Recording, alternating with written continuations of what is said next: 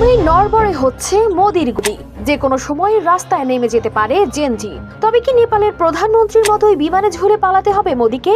কেননা মোদির চারপাশে এমন সব সংকট ঘিরে ধরেছে যা এই সরকারের শির দাঁড়ায় কাঁপন ধরিয়ে দিচ্ছে।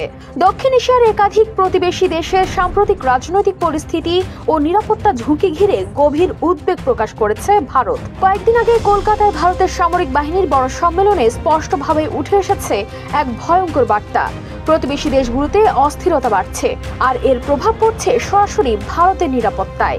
এই উত্তপ্ত পরিস্থিতি কেবল ভারত নয়, পুরো দক্ষিণ এশিয়াকেই কাঁপিয়ে তুলতে পারে।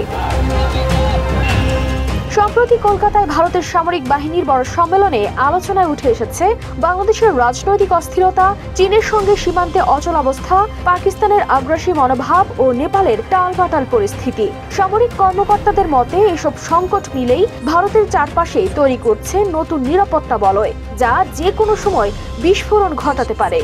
তারা বলছেন, বাংলাদেশের সরকার পরিবর্তনের সম্ভাবনা ও উগ্রপন্থী গোষ্ঠীর উত্থান ভারতের কাছে এখন সবচেয়ে বড় চিন্তার বিষয়। সীমান্তবর্তী পশ্চিমবঙ্গ ও আসামের গ্রামগুলোতে অনুপ্রবেশ বাড়ছে।